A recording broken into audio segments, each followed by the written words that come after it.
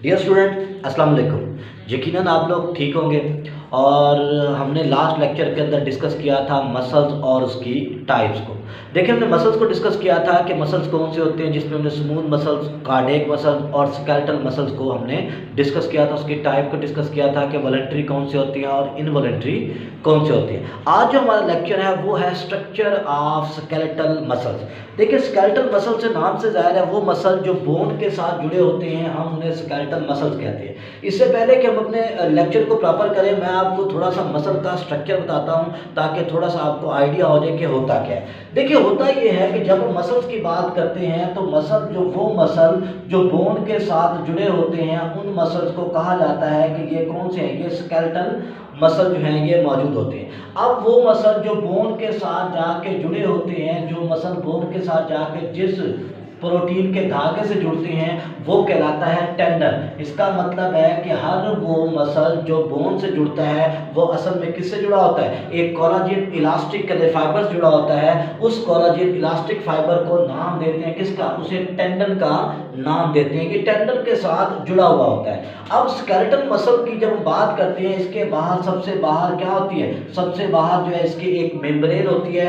वो मेम्ब्रेन कहलाती है सार्कोलीमा। इसका मतलब है मसल के गिर्द जो मेम्ब्रेन मौजूद है उसे क्या कहेंगे, सार्कोलीमा कहेंगे। फिर इसके अंदर भरा होता है सारा का सारा फ्लूइड। वो फ्लूइड जो साइटोप्लाज्म जैसा होता है उसे कहा जाता है सार्कोप्लाज्म। इसका मतलब है कि जिस तरह साइटोप्लाज्म होता है, जिस तरह क्या होता है, जिस तरह और सेल का टिपिकल स्ट्रक्चर होता है, सेम इसका स्ट्रक्चर होता है। सिर्फ मसल की जो मेम्ब्रेन होती है उसे जो है सार्कोलीमा कहते हैं। वो हम आगे बताएंगे कि वो किस तरह टी सिस्टम जो है, टिब्यूल सिस्टम जो है वो बनाते हैं और उसका फंक्शन क्या होता है, जब हम स्ट्रक्चर को डिस्कस करेंगे मजीद। तो हम इसमें देखते हैं तो क्या होता है, इसके ऊपर मेम्ब्रेन से सार्कोलीमा कहते हैं, अंदर इसके फ्लूइड भरा होता है जिससे, ठीक है ना, सार्कोप्लाज्म कहते हैं। अब हर मसल जो है, हर स्केलेटल मसल जो है वो बहुत सारे स्ट्रक्चरल और फंक्शनल छोटे यूनिट पर मुश्तमिल होता है। वो कौन कौन से होते हैं, पहली बात, हर मसल जो है वो क्या होता है, वो मुश्तमिल होता है छोटे छोटे क्या चीज, धागों पर। हर मसल छोटे छोटे बंडल ऑफ फाइबर पर क्या होता है, मुश्तमिल होता है, जिन्हें कहा जाता है मसल फाइबर। इसका मतलब एक मसल है वो क्या है, मजीद छोटे छोटे फाइबर से क्या है वो बना हुआ है। उन छोटे छोटे फाइबर्स को क्या कहते हैं, मसल फाइबर्स कहते हैं। और मसल फाइबर की लेंथ उतनी ही होती है जितनी के पूरे मसल की होती है, तो उसे हम मसल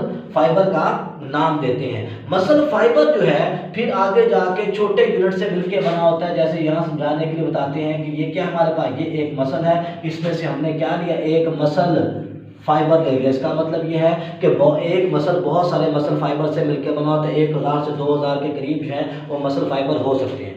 फिर हर मसल फाइबर आगे छोटे छोटे मजीद मसल फाइबर से मिलकर बना होता है, छोटे छोटे मजीद फाइबर से मिलकर बना होता है, जिसे नाम देते हैं मायोफिब्रिल का, मायोफिब्रिल। इसका मतलब ये है कि मसल, फिर मसल फाइबर आगे मजीद पतले फाइबर जिसे मायोफिब्रिल का नाम देते हैं। फिर जब एक मायोफिब्रिल को उठा के देखा जाता है तो इसका डायमीटर भी कम होता है, 1 से 2 माइक्रोन मीटर तक होता है। तो इसके अंदर छोटे छोटे जो है वो यूनिट्स होते हैं जो इसका स्ट्रक्चरल और फंक्शनल यूनिट होते हैं। अब वो जो स्ट्रक्चरल और फंक्शनल यूनिट इसका होते हैं उसे कहा जाता है सार्कोमेयर। इसका मतलब यह है कि इनके जो स्ट्रक्चरल और फंक्शन यूनिट है वो कौन से, सार्कोमेयर। सार्कोमेयर को जब मजीद स्टडी किया गया, ये समझाने के लिए आपको मैंने ये सार्कोमेयर दिखाया, तो सार्कोमेयर के अंदर 2 किस्म के बैंड नजर आए। एक वो बैंड नजर आए जो क्या थे, जो डार्क थे, एक वो नजर आए जो लाइट थे। असल में क्या है, 2 सक्सेसिव के दरमियान क्या होता है, वो डार्क आ जाता है, तो हम कहते हैं लाइट और डार्क, इसलिए इसे स्ट्रिप्ड मसल्स का नाम देते हैं। अब ये जो डार्क बैंड है इन्हें कहा जाता है ए बैंड। ये जो लाइट वाला एरिया मौजूद है इसे कहा जाता है आई बैंड। फिर ये जो ए बैंड मौजूद होता है, जब इस ए बैंड को देखा गया, ये समझाने के लिए आपको ए बैंड मैंने दिखाया, जब ए बैंड को देखा गया तो एक लाइन जो है वो क्या कर रही है, वो इसको 2 हिस्सों में डिवाइड कर रही है, जो लेस डार्कर है, तो उस लाइन को कहते हैं एच लाइन। तो इसका मतलब एच लाइन जो है वो ए बैंड को दरमियान में से क्या कर रही है, वो एक 2 हिस्सों में तकसीम करी, जो लेस के तरीके क्या डेंसर है, लेस डेंसर की वजह से उसे फिर जो है वो नाम दिया गया किसका, उसे नाम दिया गया ये एच बैंड का नाम दिया गया। फिर मजीद जब देखा गया तो एच बैंड जो है उसके अंदर क्या है, उसके अंदर मजीद जो है बाइसेक्शन मौजूद है। जो लाइन एच बैंड को क्या कर रही है, वो 2 में डिवाइड कर रही है, उसे एम लाइन कहते हैं। ٹھیک ہو گیا، تو ایم لائن ہوگی۔ پھر یہاں پر دیکھیں تو یہ ہمارے پاس کیا ہوتا ہے، یہ موجود ہے سارکومیئر۔ اب یہ سارکومیئر کی یہ باؤنڈری ہے اور ساتھ یہ والی باؤنڈری ہے۔ اب یہ سارکومیئر کی یہ باؤنڈری موجود ہے، اسے نام دیتے ہیں زیڈ لائن کا۔ اب زیڈ لائن کا مطلب یہ ہوتا ہے کہ زوئش لائن بٹوین، تو اس کا مطلب یہ ہے کہ یہ دو سارکومیئر کے درمیان ہے، باؤنڈری کو بتاتا ہے۔ تو یہ بیسکلی اسٹرکچر ہوتا ہے کہ ہر مسل کی خاصیت یہ ہوتی ہے کہ اس میں کیا ہوتا ہے، اس میں جو ہے باہر کی طرف ایک ممبرین ہوتی ہے جسے ہم نام دیتے ہیں سارکولیما کا، اس کے اندر فلوئڈ بھرا ہوتا ہے جسے ہم سارکوپلازم کا نام دیتے ہیں، جس میں گلائکوجن اور ساتھ مائوگلوبن کی مقدار تھوڑی سی زیادہ ہوتی ہے۔ پھر جو ہے وہ مسل جو ہے آگے مسل فائبر پہ مشتمل ہوتا ہے، مسل فائبر جو آگے مائیو فیبرل پہ مشتمل ہوتا ہے، اور مائیو فیبرل کے اندر چھوٹے یونٹس ہوتے ہیں جسے نام دیتے ہیں کس کا، سارکومیئر کا۔ اور سارکومیئر جو ہے وہ آگے جا کے تقسیم ہوتے ہیں اے بینڈ اور آئی بینڈ میں۔ اب اسی کو ہم ڈیٹیل میں پڑھتے ہیں تاکہ تھوڑا سا آپ کو سمجھ آ جائے۔ مسل کی ہم نے بات کی، وہ مسل جو کیا ہوتا ہے اسکیلیٹل سے جڑے ہوتے ہیں، ہم انہیں کہتے ہیں کہ وہ کون سے اسکیلیٹل مسل موجود ہوتے ہیں۔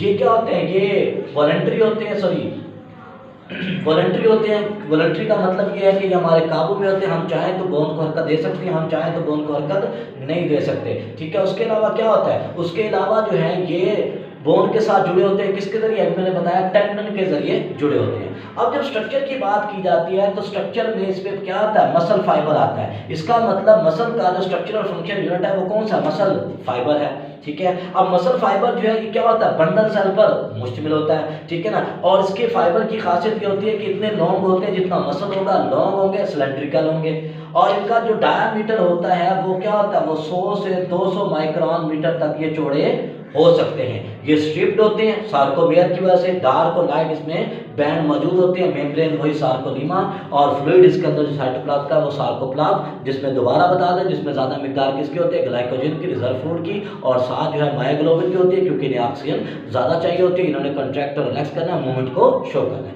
پھر ہر جو ہے مسل فائبر جیسے میں نے بتایا وہ کیا ہوتا ہے، چھوٹے یونٹ سے ملا ہوتا ہے جسے نام دیتے ہیں کس کا، مائیوفیبرل کا نام دیتے ہیں۔ مائیوفیبرل کیا ہوتا ہے، یہ اسٹرکچرل اور فنکشنل یونٹ ہے مسل فائبر کا۔